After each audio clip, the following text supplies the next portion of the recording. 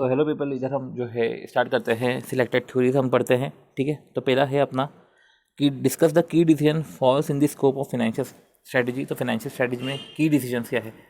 तो सिंपल सी बात है, अगर हम देखें तो इसमें जो है फाइनेंसिंग डिसीजंस होते हैं, डिविडेंड डिसीजंस होते हैं। तो पैसे लेने की डिसीजन जो है कि कहाँ से पैसे प्रोक्योर करें, डिविडेंड किधर दे, और इन्वेस्टमेंट डिसीजंस रहते हैं। ठीक है, पैसे लेते समय कितना डेब्ट लेना है, कितना इक्विटी लेना है, कॉस्ट ऑफ कैपिटल कितना रखना है, इन्वेस्टमेंट करना है तो रिटर्न कितना है, और अगर हम जो है डिविडेंड दे रहे हैं तो कितना % डिविडेंड दे ताकि मैक्सिमाइजेशन ऑफ वैल्यू हो। तो इस तरीके से की डिसीजंस ये होते हैं। ठीक है, और सिंपल सी बात है, एक नई नई कुछ चीज़ें थी कि मैनेजमेंट जो है अल्टीमेटली रिस्पॉन्सिबल होता है इन्वेस्टर को, और इन्वेस्टर चाहता है कि वेल्थ मैक्सिमाइज हो। ठीक है, तो investor want to maximise their wealth. Management तो इन्वेस्टर को ही रिस्पॉन्सिबल होता है क्योंकि ये फाइनेंसिंग तो इनसे ही आता है। तो मैनेजमेंट जो है, जो कंपनी को मैनेज कर रहे हैं, इनको जो है ये अल्टीमेटली रिस्पॉन्सिबल होता है। Investor want to maximise their wealth by selecting optimum investment. तो इन्वेस्टर जो है वो चाहता है कि उसकी वेल्थ मैक्सिमाइज हो बाय सिलेक्टिंग ऑप्टिमम इन्वेस्टमेंट। ठीक है, तो financial opportunity that will give them maximum expected return at minimum risk. तो यही ऑब्जेक्टिव रहता है। सिंस कैपिटल एक लिमिटिंग फैक्टर होता है, problem that management will face is the strategic allocation. तो ऑब्वियस सी बात है, आपको स्ट्रैटेजिक अलोकेशन करना पड़ेगा एक मैक्सिमाइजेशन के लिए। एक्सपर्टीज, प्रोफेशनलिज्म, ये सब चाहिए। और 3 एलिमेंट तो कम से कम होने चाहिए आपके पास। रियलिस्टिक स्ट्रैटेजीज होनी चाहिए, क्लियर कट गोल्स प्लान्स होने चाहिए, एडिक्वेट फाइनेंशियल रिसोर्सेज होने चाहिए, एक प्रॉपर मैनेजमेंट होना चाहिए। तब जाके आप जो है बेटर जो है रिटर्न्स आप ले सकते हो। ठीक है, रही बात है तो 3 मेजर कंपोनेंट जो फाइनेंशियल प्लानिंग में लगते हैं, जो फाइनेंशियल प्लानिंग में, तो ऑब्वियसली बात है फाइनेंशियल प्लानिंग है तो फाइनेंशियल रिसोर्स होंगे, फाइनेंशियल टूल्स होंगे एंड फाइनेंशियल गोल होगा। प्लानिंग है तो गोल है फाइनेंशियल से financial resource and financial tools. ठीक है, तो resource, tool and particular goal होगा तब आप प्लानिंग अच्छे से। ठीक है, यही है प्लानिंग के कंपोनेंट। और planning outcomes of the financial planning जो है वो financial objective, financial decision making. ठीक है, तो आउटकम ऑफ फाइनेंशियल प्लानिंग है फाइनेंशियल ऑब्जेक्टिव। हमने प्लानिंग करा है तो उसका आउटकम ये है कि देखो मेरा प्लान करा है कि मेरे को वहाँ तक जाने का है, तो वो मेरा financial objective decision making plannings में होती है। और जो है इस तरीके से financial measure, cash flow analysis, ये सब हमको देखने का रहता है। अब ये बोल रहे हैं कि इंटरफेस जो है लिंकिंग कैसे है, हाउ फाइनेंशियल पॉलिसी जो है स्ट्रेटेजिक मैनेजमेंट से लिंक है। तो हमको ये समझना पड़ेगा कि फाइनेंशियल पॉलिसी स्ट्रेटेजिक मैनेजमेंट से कैसे लिंक है। तो हमको ये अप्रिशिएट करना पड़ेगा फैक्ट दैट स्टार्टिंग और एंडिंग पॉइंट ऑफ ऑर्गेनाइजेशन तो मनी ही है। तो देखा जाए तो starting and ending point of organisation तो मनी ही है। ठीक है, however starting and ending point of organisation money है, सोर्स ऑफ फाइनेंस और कैपिटल स्ट्रक्चर। तो किस तरीके से हमको फाइनेंस लेना है, कैपिटल स्ट्रक्चर, ठीक है, is important in strategic plan. बहुत सारा सोचना पड़ता है ना हमको एलोकेशन ऑफ फंड सोचना पड़ता है ताकि हम बेटर रिटर्न ले पाए। डिविडेंड पॉलिसी डिसीजंस में हमको सोचना पड़ता है। ये सारे डिसीजंस जो है ये लेने पड़ते हैं। ठीक है, ये फाइनेंशियल स्ट्रेटजी के डिसीजंस है, ये सारे के सारे लेने पड़ते हैं, क्योंकि अगर हमने प्रॉपर नहीं लिए तो इसका परफॉर्मेंस, स्ट्रेटेजिक परफॉर्मेंस पे अफेक्ट पड़ता है। ठीक है, इसलिए फाइनेंशियल पॉलिसी वैसे भी आइसोलेशन में वर्क नहीं करता। ठीक, it has a close link with the organisation performance. अगर फाइनेंशियल पॉलिसी, ऑर्गेनाइजेशन का परफॉर्मेंस, ये सब क्लोज लिंक में रहता है। Note that patronage of company depends significantly in financial policy framework. अगर आपका फाइनेंशियल पॉलिसी प्रॉपर रहेगी तभी आपको जो है कंपनी की गुडविल इस्टेब्लिश रहेगी। ठीक है, तो आपको फाइनेंशियल पॉलिसीज तो करनी ही चाहिए at the early stage of planning. तो आप बोल रहे हो फाइनेंशियल पॉलिसी और स्ट्रैटेजिक मैनेजमेंट। तो स्ट्रैटेजिक मैनेजमेंट है तो 3 तरीके की स्ट्रैटेजीज, 3 तरीके के लेवल्स होते हैं। एक तो स्ट्रैटेजी लेवल की अगर हम बात करें तो कॉर्पोरेट स्ट्रैटेजी होती है। ठीक है, कॉर्पोरेट लेवल पे बिजनेस स्ट्रैटेजी होती है जो डे टू डे बिजनेस पे करते हो, और एक ऑपरेशनल स्ट्रैटेजी होती है। तो हर स्ट्रैटेजी में जो है अपने अपने डिसीजंस रहते हैं और फाइनेंस एक इंपॉर्टेंट एलिमेंट है उसमें। ठीक है, तो एक तो होता है स्ट्रैटेजिक वाइज डिसीजन, और एक होता है अगर हम देखें अमाउंट, प्रोक्योरमेंट ऑफ फाइनेंस और डिविडेंड रीइन्वेस्टमेंट। ये सारे जो डिसीजन है ये फाइनेंशियल डिसीजन है, ये हमको हर टाइम लेने पड़ते हैं। ठीक है, और व्हाट मेक ऑर्गेनाइजेशन, ठीक है, क्या लिखा है, what make organisation sustainable state specific steps. तो सिंपल सी बात है कि organisation growth objective should be consistent with value of organisation. जो ऑर्गेनाइजेशन की जो ग्रोथ है वो वैल्यू ऑफ ऑर्गेनाइजेशन से कोरिलेट करना चाहिए। तो ऑर्गेनाइजेशन की ग्रोथ है should be consistent with the value of organisation. ठीक है, sustainable growth is important for long term. वो वैसे भी लॉन्ग टर्म है तो आपको सस्टेनेबल ग्रोथ करनी ही पड़ेगी, आपको सबका देखना पड़ेगा। खुद के फायदे के लिए आप करते रहोगे, एक दिन गिरोगे। ठीक है, a financial policy should be such that growth speed is close to sustainable growth, मतलब कि इंटरप्राइज की जो एम्प्लॉयज नहीं, इंटरप्राइज की जो ग्रोथ स्पीड है ना, सस्टेनेबल ग्रोथ से मेंटेन होनी चाहिए। ठीक है, आप एक्सट्रीम भी आपको ग्रोथ नहीं करने की, पर कम से कम इतना तो है कि सस्टेनेबल ग्रोथ से आप मेंटेन हो जाए। ठीक है, और सस्टेनेबल ग्रोथ ये एज्यूम करता है कि एक बिजनेस है वो उसको मेंटेन करना है टारगेट कैपिटल स्ट्रक्चर, एक मेंटेन करना है target dividend pay out ratio, मतलब कि वो सबका ध्यान रखे कि यार इतनी कैपिटल तो होनी ही चाहिए, मैं इतना तो डिविडेंड पे करूँ ही करूँ।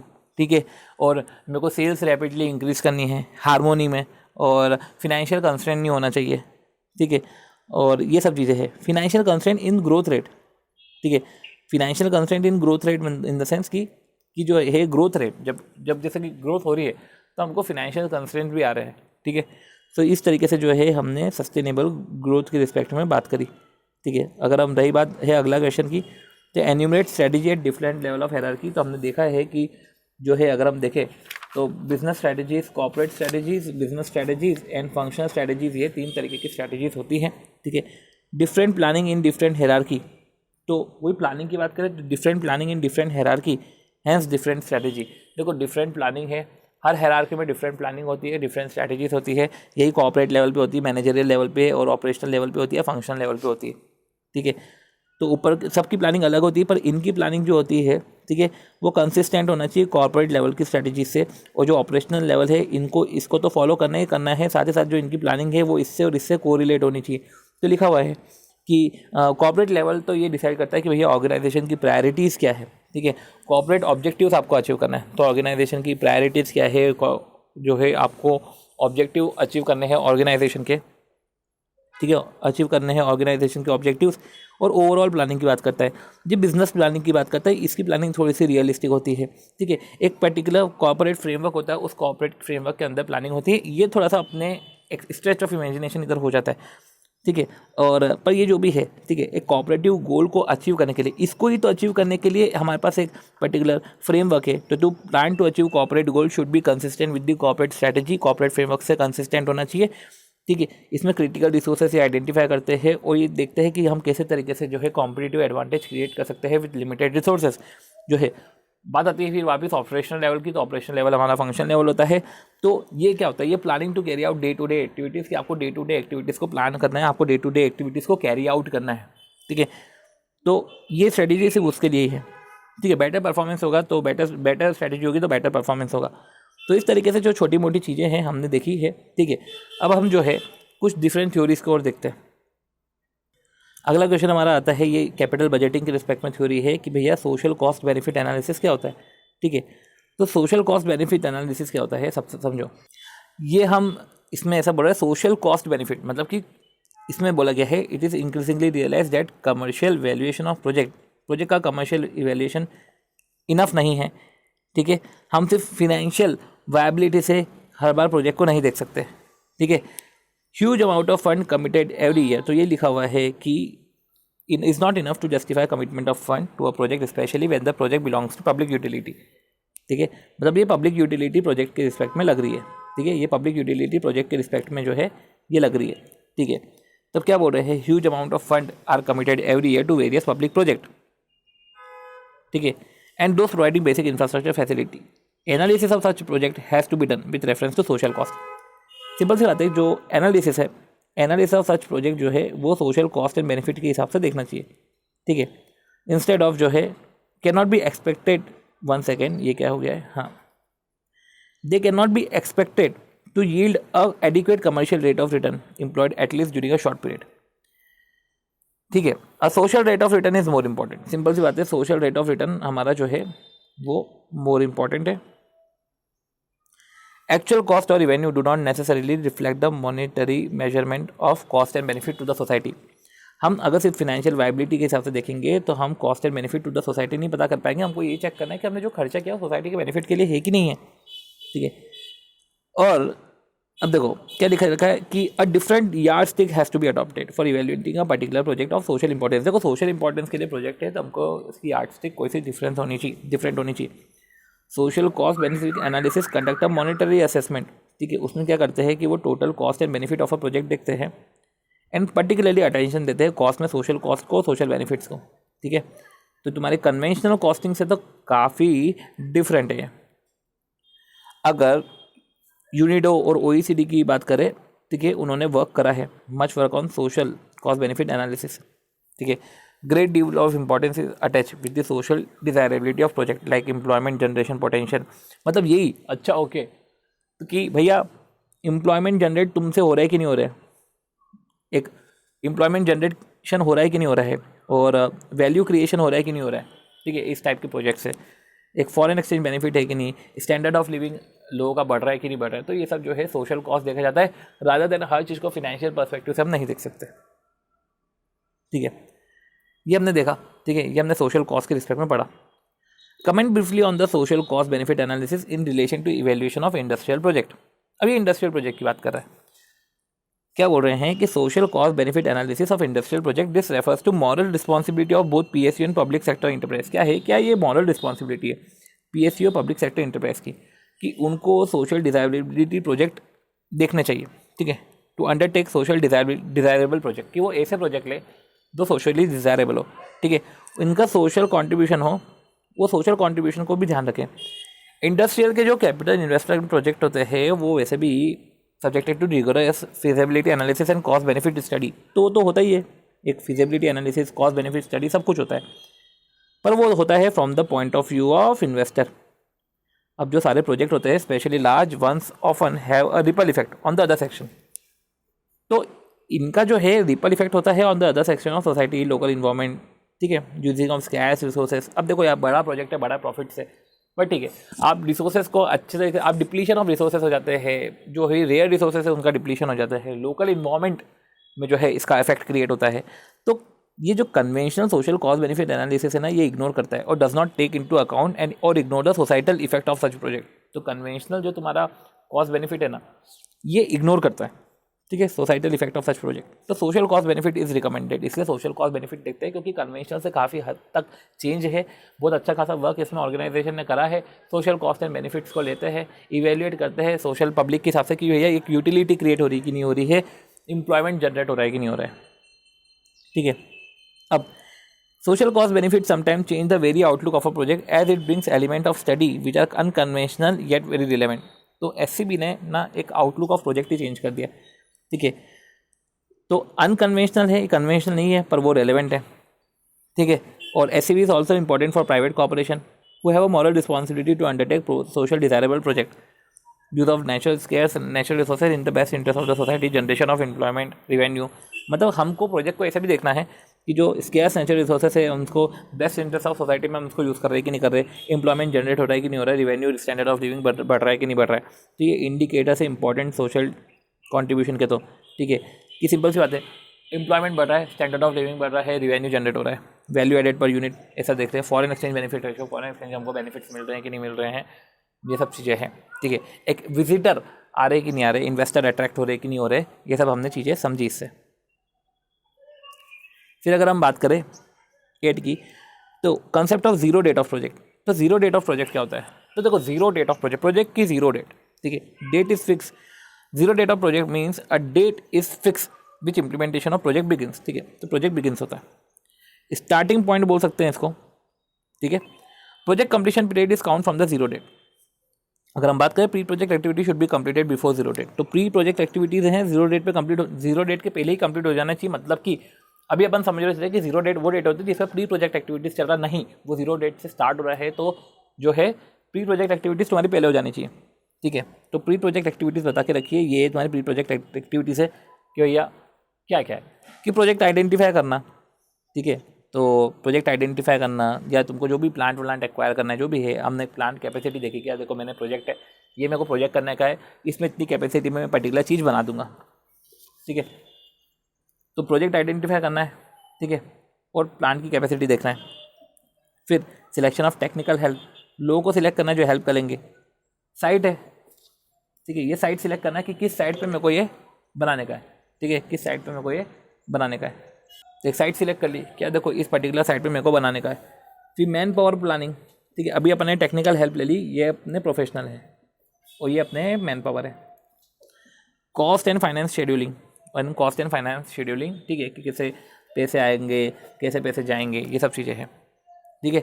ये सब हमने पढ़ने के बाद अब जो है हमारा 9th वाला है what are the steps for simulation analysis. Okay, simulation analysis पूछ लिया, ठीक है। अब जो है ठीक है, ये सिमुलेशन एनालिसिस ये अननेसेसरीली का है, इसको रहने देते हैं, ठीक है। ये थोड़ा सा टेक्निकल पे जाता है चीज़ें।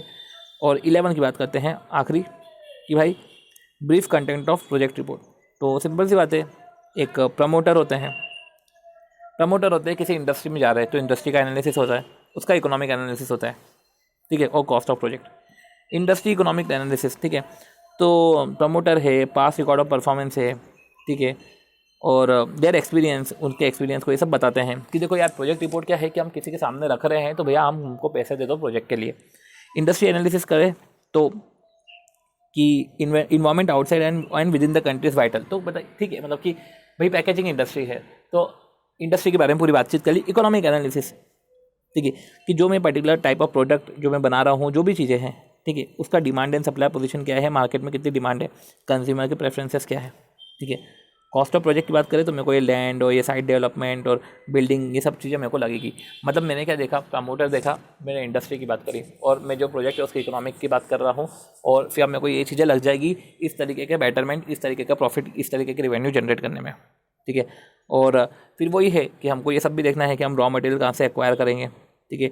डिफ्यूज़ल मैकेनिज्म, मतलब कि डिस्पोजल मैकेनिज्म भी होना चाहिए, क्योंकि रॉ मटेरियल है, डिस्पोज करना होगा, प्रॉपर डिस्पोजल मैकेनिज्म होना चाहिए, ठीक है। और हमारी प्रोडक्शन की प्रोसेस क्या रहेगी, ठीक है। Operating capacity of plant and machinery, हम ये मशीन परचेस करेंगे जो हमने बता के रखा है, इसकी प्लांट कैपेसिटी की जो है ऑपरेटिंग कैपेसिटी अच्छी है, ठीक है। और फिनेंशियल एनालिसिस देख लेंगे एक तरीके से कि भैया देखो इतनी प्रोडक्शन कॉस्ट है, इतना रिवेन्यू है, टैक्स लायबिलिटीज़ है, ये पूरा का पूरा हम जो है CMA डेटा बना देंगे। सोशल कॉस्ट बेनिफिट, वही जो हम कर रहे हैं ना वो पब्लिक यूटिलिटी में भी है, इससे स्टैंडर्ड ऑफ लिविंग इंप्रूव हो जाएगा, फॉरेन एक्सचेंज बेनिफिट बढ़ जाएगा, जो है एक एम्प्लॉयमेंट जनरेट हो जाएगा। तो ये सब चीज़ें भी है। स्वॉट एनालिसिस भी कर लेंगे कि देखो इसकी ये स्ट्रेंथ है, ये वीकनेस है, अपॉर्चुनिटीज़ है और थ्रेट्स है, और प्रोजेक्ट इंप्लीमेंटेशन शेड्यूल, और हमको ये प्रोजेक्ट इंप्लीमेंट करने का है तो काइंडली अब हमको जो है पैसे दे दीजिए, ठीक है। तो अगर हम देखें तो ये सब चीज़ें हैं, ठीक है। तो स्टार्टिंग में हमने अगर बात करी तो एक प्रमोटर है, ठीक है। प्रमोटर है वो पहले इंडस्ट्री का एनालाइज करता है, इंडस्ट्री को एनालाइज करता है, ठीक है। इंडस्ट्री एनालाइज करके जो है इसका इकोनॉमिक एनालिसिस करता है। इकोनॉमिक एनालिसिस करने के बाद वो एक कॉस्ट ऑफ प्रोजेक्ट है, क्योंकि उसको भी इसी इंडस्ट्री में जो है प्रोजेक्ट लाने का है, तो वो प्रोजेक्ट की कॉस्ट के बारे में बात करता है, ठीक है। और इसके इनपुट्स क्या रहेंगे कि इस प्रोजेक्ट को बनाने के लिए मुझे इनपुट क्या लगेंगे, इसका टेक्निकल एनालिसिस पूरा वो करता है, ठीक है। टेक्निकल एनालिसिस, फिनेंशियल एनालिसिस, ठीक है, ये करनी, मनी कहाँ से रेस करेंगे तो कॉस्ट कितना लगेगा, मनी कहाँ से रेस करेंगे, इसका सोशल कॉस्ट बेनिफिट एनालिसिस भी देखना है, इसका स्वॉट भी देखना है, ठीक है। और इसका प्रोजेक्ट इंप्लीमेंटेशन शेड्यूल, कि मतलब प्रोजेक्ट इंप्लीमेंटेशन शेड्यूल मतलब कि हमको प्रोजेक्ट इंप्लीमेंट करना है, तो ये सब चीज़ें देखेंगे। तो इस तरीके से जो है कैपिटल बजटिंग की जो है हमारी थ्योरी वाला पोर्शन जो है छोटा मोटा वो ओवर होता है, ठीक है। अब कुछ जो है हम नेक्स्ट पे बढ़ते हैं। अब इधर बात आती है तो अगर हम देखें कि लीजिंग में 2 और 4, ठीक है। 2 में है क्रॉस बॉर्डर लीजिंग क्या होता है, तो क्रॉस बॉर्डर लीजिंग एक बार देख लेते हैं कि क्रॉस बॉर्डर लीजिंग जो है एक लीजिंग एग्रीमेंट है, ठीक है। और जब जैसे डिफरेंट कंट्रीज़ में हो, और this raises significant additional issues relating to tax avoidance, ठीक है, टैक्स शेल्टर, ठीक है, कि भाई वो गार वार लग जाता है इस पर। It has simplified use in some European countries, तो यूरोपियन कंट्रीज़ में ये काम आता है to arbitrage the difference in the tax laws of different countries. अरे वही है ना कि आर्बिट्रेज करना है भैया, arbitrage the difference in the tax law. देखो आर्बिट्रेज जहाँ पे है वहाँ पे डिफरेंस है, मतलब डिफरेंस है तो आर्बिट्रेज होता है, तो वो टैक्स लॉस का डिफरेंस है, टैक्स बेनिफिट्स लेने के लिए क्रॉस बॉर्डर लीजिंग करता है, यूरोपियन कंट्रीज में बहुत फेमस है, ठीक है। Cross border leasing have been practice as a means of financial infrastructure development. तो देखो क्रॉस बॉर्डर लीजिंग जो है वो प्रैक्टिस में एज अ मीन्स ऑफ, देखो एक तो टैक्स बेनिफिट हो गया, तो ठीक है, एक तो अपन ने लिख दिया कि भैया इसका टैक्स बेनिफिट है, ठीक है। दूसरा इसको देखने का ये तरीका है कि फाइनेंशियल इंफ्रास्ट्रक्चर डेवलपमेंट है कि भैया ठीक है यार, इंडिया में अगर कुछ डेवलप करना है तो बाहर से कुछ लीज पे ले लो यार, फॉरेन की मशीनरी ये भी है, ठीक है। और फाइनेंशियल इंफ्रास्ट्रक्चर डेवलपमेंट में काम आता है। अब ठीक है, जैसे कि दुबई में बड़ी बड़ी जो है बिल्डिंगें बनती है तो बड़े बड़े क्रेन्स यूज़ होते हैं, तो भैया इंडिया में बनानी तो दुबई से जो है लीज पे ले लो, ऐसा। तो बहुत ही जो बड़े बड़े प्रोजेक्ट होते हैं जिसमें ह्यूज कैपिटल आउटले होता है उसमें, तो major objective cross border leases is to reduce the overall cost. Obvious सी बात है कि ओवरऑल कॉस्ट को रिड्यूस करना है, ठीक है, ठीक है। और टैक्स का डेप्रिसिएशन अलाउंसेस लेना है, एक सिंपल से आते हैं टैक्सेबल इनकम को रिड्यूस करना है। टैक्स सेविंग आप pass through to the lessee as a lower cost of finance. Tax benefit होगा, टैक्स सेविंग होगा, लोअर कॉस्ट ऑफ फाइनेंस रहेगी, ठीक है। The basic prerequisite are relatively high tax in the lessors country, ठीक है। The basic prerequisite are relatively high rates in lessor country. So simple से ज़्यादा हमने छोटी मोटी चीज़ें समझ ली है, ठीक है। इस बेसिस पे हम जो है क्रॉस बॉर्डर लीजिंग समझ सकते हैं। अगर हम बात करें क्वेश्चन की, तो क्वेश्चन नंबर ओके, तो यही है पर्टिकुलर सिचुएशन, यही है क्वेश्चंस, ये क्वेश्चन हमने जो है लीज में क्रॉस बॉर्डर लीजिंग हमने देख लिया, ठीक है। हम बात करते हैं डिविडेंड के रिस्पेक्ट में। डिविडेंड के रिस्पेक्ट में बात करें तो factor determining the dividend policy. भैया डिविडेंड पॉलिसी अगर मैं को देना है तो क्या है, सबसे पहले लिक्विडिटी होनी चाहिए। अरे भैया मैं डिविडेंड दे रहा हूँ, पैसे जा रहे हैं, लिक्विडिटी होनी चाहिए ना। और फिर कॉस्ट भी तो देखनी है, ठीक है। तो रीपेमेंट ऑफ डेप्ट, डिविडेंड कब आता है, जब मेरे पास कैश हो, या डिविडेंड तब जाता है जब जो है डेप्ट मेरे पास कम हो, डेप्ट पेमेंट के बाद भी मेरे पास बचा रहे, ठीक है। रिवेन्यू भी देखा जाता है, स्टेबिलिटी ऑफ प्रॉफिट्स भी देखा जाता है कि मैं प्रॉफिट स्टेबल है कि भी नहीं है, स्टेबल नहीं है, ठीक है। ग्रोथ अपॉर्चुनिटीज़ देखनी पड़ती है, मेरे पास ग्रोथ अपॉर्चुनिटीज़ है तो मैं डिविडेंड नहीं दे पाऊंगा, ठीक है। तो मेरे को ये RR, cost of capital, internal rate of return, ये सब चीज़ें भी हमको देखनी पड़ती है, ठीक है। लीगल कंसिडरेशन, डिविडेंड पॉलिसी में लीगल कंसिडरेशन भी देखना है, क्योंकि डिविडेंड डिस्ट्रीब्यूट करो तो भैया क्या डीडीटी बांटना पड़ेगा क्या, ये सब भी देखना है। टैक्स कंसिडरेशंस, ठीक है, ये सब भी देखना है, ठीक है। और inflation must take into account when firm establish dividend policy. तो जब फर्म अपनी डिविडेंड पॉलिसी बना दी है तो ये भी देखना है कि भैया इन्फ्लेशन भी तो बढ़ रहा है, डिविडेंड अगर आप बांट रहे हो तो थोड़ा सा ग्रोथ करते हुए बांटो, ठीक है।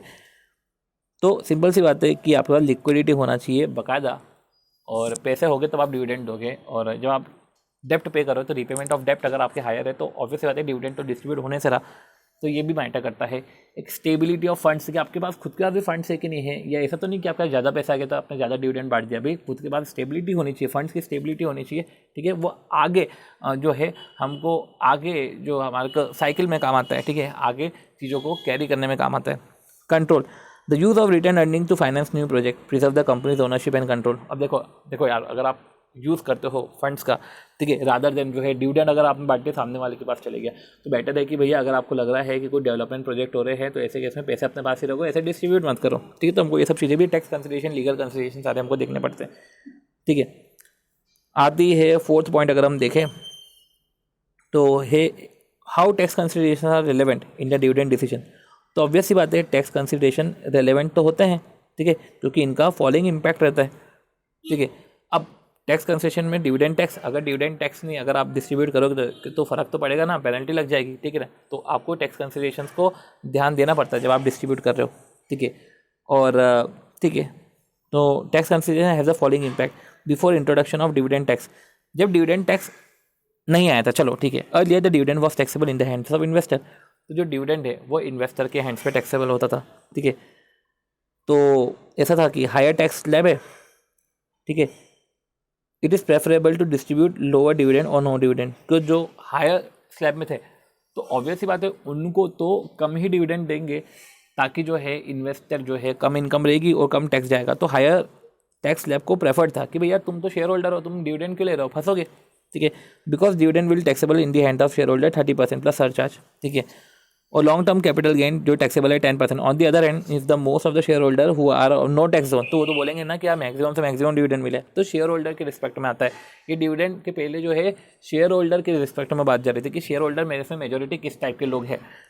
फिर after introduction of dividend tax, तो डिविडेंड टैक्स जो है बाकायदा उसमें डिविडेंड टैक्स लग जाएगा, देखो, ठीक है। तो जो है particular surcharge cess now if company were to distribute dividend shareholder will indirectly bear a tax burden. तो ठीक है, शेयर होल्डर भी इनडायरेक्टली टैक्स बर्डन बियर कर रहा है 14% जो भी है। On the other end if the company were to provide return to shareholder in the form of appreciation in the market price by way of bonus share, तो ठीक है, तो कंपनी जो है बोनस शेयर भी तो दे सकती है। डिविडेंड डिस्ट्रीब्यूट करोगे डीडीटी कट जाएगा, पर बोनस शेयर दे रहे हो then shareholder will have to reduce tax burden. तो उस केस में टैक्स बर्डन कम हो जाता है, बोनस शेयर दे रहे हो तो टैक्स बर्डन कम हो जाता है, ठीक है। We can conclude that if the company pay more and more dividend, ठीक है, डिविडेंड पे कर रहे हो, आपके पास इन्वेस्टमेंट अपॉर्चुनिटी है अभी फिर भी, then to get same after return, क्या लिखा है, if the we can conclude that your company pay more and more dividend while it still have reinvestment opportunity, then to get same after tax return shareholder will expect more before tax return and this will result in no low market price of share. क्या बोला है, then to get same after tax return shareholder will expect more before tax return, ठीक है। तो अगर उसे same after tax return चाहिए तो वो एक्सपेक्ट करेगा कि वो बिफोर टैक्स रिटर्न ज़्यादा हो। मतलब सिंपल सी बात है कि टैक्स बढ़ रहा है। अब शेयर होल्डर तो चाहेगा ना कि यार उसको जितना मिल रहा है कम से कम उतना तो मिले, तो वो उसकी एक्सपेक्टेशन ये हो जाएगी कि बिफोर टैक्स अमाउंट ज़्यादा होना चाहिए। देखिए, जब क्या आपके पास री इन्वेस्टमेंट अपॉर्चुनिटीज है, तो बेटर है कि अगर आप उसको शेयर होल्डर को बांटोगे तो ऑब्वियस बात है कि शेयर होल्डर एक्सपेक्ट आपसे ज़्यादा करेगा, क्योंकि वो पहले ही हैबिचुअल हो चुका है कि उसको डिविडेंड इतना आ रहा है। तो हमको ये सब चीज़ें भी देखने की है, ठीक है। और रही बात है, तो ये हमने देखा डिविडेंड डिसीजन के रिस्पेक्ट में। पहला हमने जो देखा था वो क्वेश्चन देखा था कि डिविडेंड के रिस्पेक्ट में हमको क्या क्या चीज़ों को देखना पड़ता है, ठीक है। अब बात आती है, ठीक है, ट्रेडिशनल एंड वॉल्टर अप्रोच। तो ट्रेडिशनल अप्रोच क्या है भैया? ट्रेडिशनल अप्रोच, अच्छा ये देख रखा है अर्निंग मल्टीप्लायर, जिसमें डिविडेंड और अर्निंग बाय 3, ठीक है। तो डिविडेंड प्लस E/3, तो अर्निंग, ठीक है, डिवाइड बाय 3 प्लस डिविडेंड, इस तरीके से चीज़ें चलती थी। और इनटू मल्टीप्लायर, वो मल्टीप्लायर भी होता था, ठीक है, उससे प्राइस निकलती थी। फिर जो वॉल्टर मॉडल आया तो वही क्या है, DPS प्लस DPS, ठीक है। तो वॉल्टर मॉडल आया तब क्या आया, ठीक है, ओके। और ये इसको जो है पर्टिकुलर, ये जो है M + D + E/3, ठीक है, इसको ऐसे भी कर लिया, इसको ऐसे भी बोल सकते हैं 4D/3, तो 4D + R/3, तो 4D + R/3, तो या तो D + E/3 कर दो, और डिवाइड बाय 3 E के साथ रहेगा, या तो 4D + R और होल डिवाइड बाय 3 कर दो, तो ऐसा भी कर सकते हैं, ठीक है। दोनों तरीका है, 4D + R whole divide by 3 या D + E/3, तो ठीक है, 4D + R whole divide by 3, D + E/3, वो मल्टीप्लायर से हो जाएगा हमारा, ठीक है। और अगर हम बात करें वॉल्टर मॉडल की, तो यही DPS प्लस EPS में से DPS माइनस करो RY के ही, ठीक है। और R के तो बहुत सारे है समझने के। R अगर हम देखें तो R के बहुत सारे नाम हैं, ठीक है। देखो ये अगर इधर से ही अगर हम देखें तो सिंपल सी बात है कि भाई वॉल्टर मॉडल है, तो R को क्या क्या बोल के रखा है, ROI return on investment, ROE बोल दिया है, और IRR बोल दिया है, एक्चुअल रेट ऑफ रिटर्न है, ये है हमारा KE expected rate of return, KE है, एक्सपेक्टेड रिटर्न है, अपॉर्चुनिटी कॉस्ट ऑफ कैपिटल है, ठीक है, अपॉर्चुनिटी कॉस्ट ऑफ कैपिटल है, डिस्काउंट रेट है, कैपिटलाइजेशन रेट है, ठीक है। तो इसमें जो है ये 4 नाम याद रख लो, ROI, RRR, ROE, actual rate of return, ये सब है, ठीक है। और ठीक है, ये करंट मार्केट प्राइस होना चाहिए, और D1 D0 का लफड़ा इधर होता नहीं है, ये वॉल्टर मॉडल है, और ऑप्टिमम पे आउट रेशियो निकालना पड़ता है। गॉर्डन्स मॉडल में जो है P0 है वो नेट ऑफ प्रोसीड कर देना, फ्लोटेशन कॉस्ट माइनस कर देना अगर फ्लोटेशन कॉस्ट है तो, बाकी रिस्क फ्री में वो नॉमिनल जो है हमको इंटरेस्ट ऐड करना पड़ सकता है, तो उसका ध्यान रखना आप। P0 में D0 1 + G / KE - G, ठीक है, तो ये P0 होता है, ठीक है। इसको अपन से भी कर सकते हैं, EPS 1 - B अपना रिटेंशन रेशियो होता है, KE - G, ठीक है। फिर P0 ये होता है D1 + P1 / 1 + KE, तो D1 + P1 / 1 + KE, इस तरीके से भी हम जो है प्राइस निकालते हैं। और ठीक है, G होता है अपना BR होता है, B अपना होता है रिटेंशन रेशियो होता है, और RO जो होता है अपना रिटर्न ऑन इक्विटी होता है, ठीक है। एक डेसिमल में ले लो और 1% एक फिगर्स में ले लो, तो इस तरीके से अपना ग्रोथ आ जाती है, ठीक है। सो ग्रोथ रेट अगर 3% से इंक्रीज हो रही है तो 10 + 3 कर देना, इन्फ्लेशन प्रीमियम 2% से ऐड हो रही है तो 9 का 2% करना, 9.18 करना, तो ये सब चीज़ें हैं छोटी मोटी समझने की, ठीक है। हमने चलो ये देख ही लिया था। अब जो है हम हमारे वापस से आते हैं थ्योरी पे। फिर उसके बाद जो चैप्टर आ रहे हैं वो इंडियन कैपिटल मार्केट आ रहा है और सिक्योरिटी एनालिसिस आ रहा है, तो उस पर तो ऑब्वियस सी बात है, उस पर क्या चीज़ आएगी, उस पर तो कुछ होने सरा, ठीक है।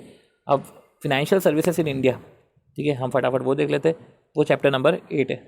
पर उसमें भी जो है फैक्टरिंग के रिस्पेक्ट में जो है क्वेश्चन आएगा, म्यूचुअल फंड में म्यूचुअल फंड के रिस्पेक्ट में क्वेश्चन आ जाएगा। मनी मार्केट ऑपरेशन देख लेते हैं, चैप्टर नंबर 10।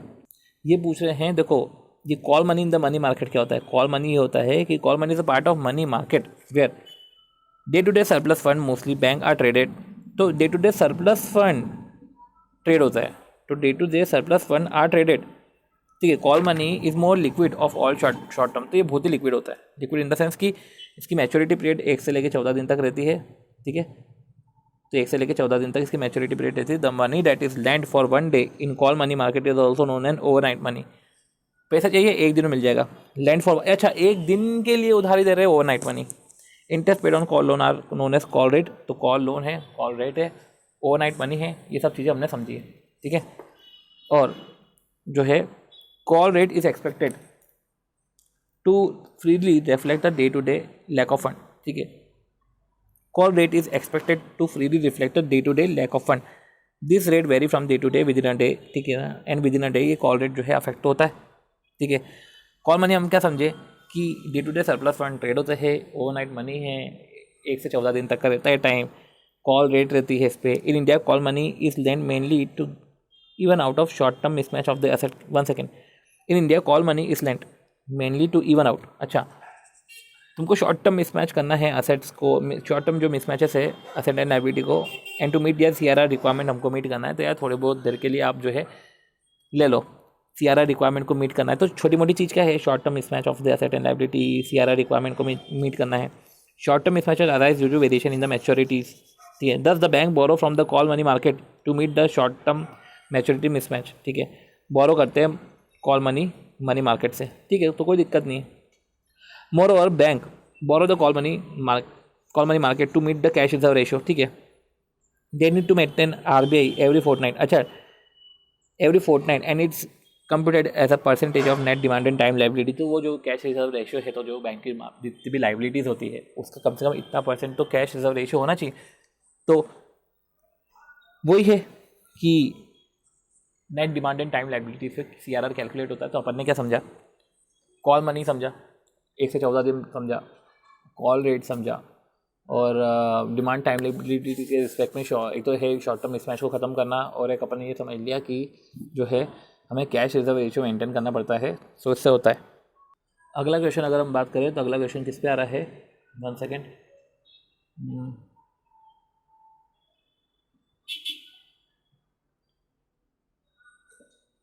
जो अगला क्वेश्चन है वो अगला क्वेश्चन हम अपना जो है 5, okay, money market and capital market. फटाफट देख लेते हैं money market and capital market के बीच में डिफरेंसेस देख लेते हैं। क्या बोल रहे हैं कि देयर इज नो क्लासिफिकेशन, पहले तो कोई क्लासिफिकेशन नहीं है between primary and money market, और ये क्लासिफिकेशन है प्राइमरी एंड मनी मार्केट है। शॉर्ट टर्म फंड है, लॉन्ग टर्म फंड है, call money, notice money, short term deposit लेके रखा है, कमर्शियल पेपर है, ये सब चीज़ें, ठीक है। मनी मार्केट पार्टिसिपेंट, इनके पार्टिसिपेंट भी अलग होते हैं, ठीक है। तो इनके जो पार्टिसिपेंट है, ये पार्टिसिपेंट भी जो है बैंक अलग होते हैं, बैंक और फाइनेंशियल इंस्टीट्यूशन ये सब होते हैं। इधर जो है फाइनेंशियल इंस्टीट्यूशन इन्वेस्टर आ जाते हैं। तो हमने क्या देखा, फटाफट देख लेते हैं कि भैया कोई क्लासिफिकेशन नहीं, इधर क्लासिफिकेशन है। तो अपन ज़्यादा हाईलाइट नहीं करते हुए चीज़ों को समझते हैं कि इधर जो है कोई क्लासिफिकेशन नहीं है, इधर क्लासिफिकेशन है। शॉर्ट टर्म है, इधर लॉन्ग टर्म है। इंस्ट्रूमेंट की बात करें, इनके इंस्ट्रूमेंट अलग है, कॉल मनी, और इधर जो इंस्ट्रूमेंट है शेयर, डेप्ट इंस्ट्रूमेंट, ये सब है, ठीक है। इनके जो पार्टिसिपेंट है, पार्टिसिपेंट की अगर हम बात करें तो money market participant bank financial institution होते हैं। कैपिटल मार्केट के पार्टिसिपेंट जो होते हैं वो इन्वेस्टर्स होते हैं, बड़े बड़े इन्वेस्टर्स होते हैं, प्राइवेट इन्वेस्टर्स होते हैं, ठीक है। मनी मार्केट पार्टिसिपेंट में RBI रहती है। और supply fund, working capital requirement की नीड को फुलफिल करने के लिए, वर्किंग कैपिटल रिक्वायरमेंट की नीड को, ठीक है, और ये फिक्स कैपिटल की नीड को पूरा करते हैं, ठीक है। Each single instrument is of large amount, तो सिंगल इंस्ट्रूमेंट लार्ज अमाउंट का रहता है, क्योंकि छोटे छोटे लोगों को दे रहे हैं, एक बार में पैसे देते दो उनको पूरा जो भी वो मांग रहे हैं, पर कम ड्यूरेशन के लिए है। ये स्मॉल अमाउंट का रहता है। रिस्क तो बिल्कुल भी कम ही रहता है, रिस्क ऑफ डिफॉल्ट रिस्क इधर हाई रहता है, ठीक है। Transaction take place over phone calls, no formal place, पर इसके लिए तो बाकायदा फॉर्मल प्लेस है। लिक्विडिटी एडजस्टमेंट है, the basic role of money market is liquidity adjustment, और यही है कि वो लिक्विडिटी को मैच करने के लिए मनी मार्केट में हम कर लेते हैं। तो इधर जो है दूसरा रोल लेता है इधर, ठीक है। अदर इन्वेस्टमेंट अपॉर्चुनिटीज, और basic role of capital market include putting capital to work, ठीक है। मेरे को अपना पैसा लगाना है, ऐसा कोई लिक्विडिटी मेंटेन करने के लिए नहीं है, लॉन्ग टर्म है प्रोडक्ट, ठीक है। और सिक्योर करना है प्रोडक्टिव एम्प्लॉयमेंट, ठीक है, एक जनरेट करना है, वैल्यू एडिशन करना। तो उसमें commercial banks are closely regulated, institution are not much regulated, okay चलो ठीक है। ये सब चीज़ें तो हमने जितना पढ़ लिया वही बहुत है, ठीक है। ये सिंगल इंस्ट्रूमेंट है वो लार्जर अमाउंट का होता है, मनी मार्केट के पार्टिसिपेंट अलग होते हैं, इन्वेस्टर इंस्ट्रूमेंट की हमने बात कर ली, पार्टिसिपेंट की हमने बात कर ली है, नीड की हमने बात कर ली है, क्योंकि सिंपल सी बातें जो है बाकायदा क्लासिफिकेशन होगा कि कितने टर्म के लिए आप ले रहे हो, क्लासिफिकेशन है, और पार्टिसिपेंट कौन है, ठीक है, काय के लिए ले रहे हो, नीड क्या है, डिफ़ॉल्ट सामने वाला डिफ़ॉल्ट भी तो कर सकता है, ठीक है। नीड उसकी अलग लिक्विडिटी नीड है या इन्वेस्टमेंट की नीड है, फ़र्क पड़ता है, ठीक है। ये हमने मनी मार्केट ऑपरेशन के रिस्पेक्ट में सिलेक्टेड थ्योरी में हमने पाँचवें क्वेश्चन में ये देख लिया इंटर बैंक पार्टिसिपेशन सर्टिफिकेट है, ठीक है, ये रहने दीजिए अभी, ठीक है, इंटर बैंक पार्टिसिपेशन सर्टिफिकेट। और जो है फिर आती बात हमारी जो है question 7, 8, okay okay, repo rate and reverse repo rate, ठीक है। तो the term repurchase agreement and reverse repurchase, ठीक है, तो रीपर्चेस और रिवर्स रीपर्चेस, ठीक है, तो रीपर्चेस मतलब रेपो, रीपर्चेस, रिवर्स रीपर्चेस मतलब कि रिवर्स रेपो।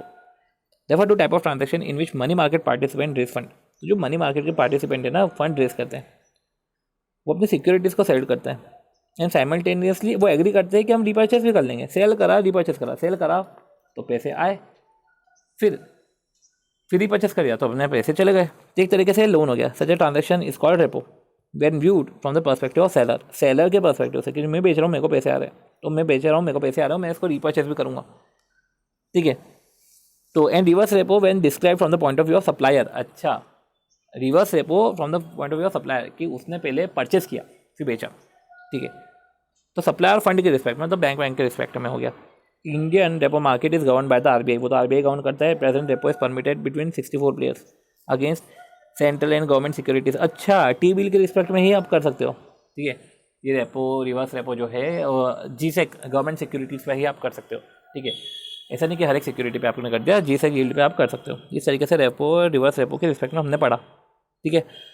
और जो है फिर हमारा जो है 9th क्वेश्चन है डेब्ट सिक्योरिटाइजेशन। बहुत लंबा प्रोसेस है ये तो, ठीक है, हम देख लेंगे। कॉल मनी तो अपन ने पढ़ा था ना कि मनी मार्केट का एक तरीका है जहाँ पे डे टू डे सरप्लस जो है वो ट्रेड होते हैं। 14 दिन के लिए दे दिया है, 1 से 14 दिन का इनका डेट होता है। ओवरनाइट मनी भी नाम की हमने चीज़ पढ़ी थी। कॉल रेट भी होते हैं, कॉल रेट भी फ्लक्चुएट होते हैं, ठीक है। तो call rate is expected to freely reflect the day to day lack of fund. तो call rate is expected to freely reflect day to day lack of fund, ठीक है। ये फ्लक्चुएट हो सकते हैं, hour to hour, day to day fluctuate हो सकते हैं। ये काय के लिए कर रहे हो आप? शॉर्ट टर्म मिसमैच को ख़त्म करने के लिए, सीआरआर को मेंटेन करने के लिए, ठीक है, सीआरआर को मेंटेन करने के लिए, ठीक है, जो CRR net demand and time liability के बेसिस पे बनता है। ये सब हमने देख लिया। एफडीआई के रिस्पेक्ट में अगर हम देखें तो फॉरेन डायरेक्ट इन्वेस्टमेंट के रिस्पेक्ट में भी जो है इसमें भी क्वेश्चन है, ठीक है। तो डिफरेंट टाइप के बॉन्ड्स है, ये सब चीज़ें हैं। और यूरो कन्वर्टिबल बॉन्ड्स के बारे में हमने बातचीत करी है, तो ठीक है। तो बॉन्ड के रिस्पेक्ट में तो जो है एडीआर जीडीआर के रिस्पेक्ट में हमने बात करी है। कॉल ऑप्शन पुट ऑप्शन है, ठीक है। तो कॉल ऑप्शन पुट ऑप्शन हम समझ सकते हैं कि कॉल ऑप्शन में प्रीमियम पे करना पड़ता है, पुट ऑप्शन में जो है उसमें भी हमको राइट है, दोनों में राइट है, ठीक है। तो दोनों में राइट है, कॉल ऑप्शन पुट ऑप्शन। उधर राइट टू बाय है, इधर राइट टू सेल है, ठीक है। और एडीआर है, अगर पैसा रेस करना अमेरिका से तो एडीआर, अदरवाइज जीडीआर, ठीक है, अदरवाइज जीडीआर है। ये सब चीज़ें सही। और ठीक है, अपन ने जो है इतनी थ्योरी करी है, यही इनफ है। और हम नेक्स्ट वीडियो में मिलते हैं जिसमें जो है हम पोर्टफोलियो डेरिवेटिव फॉरेक्स के रिस्पेक्ट में हम छोटी छोटी चीज़ें समझेंगे। ओके।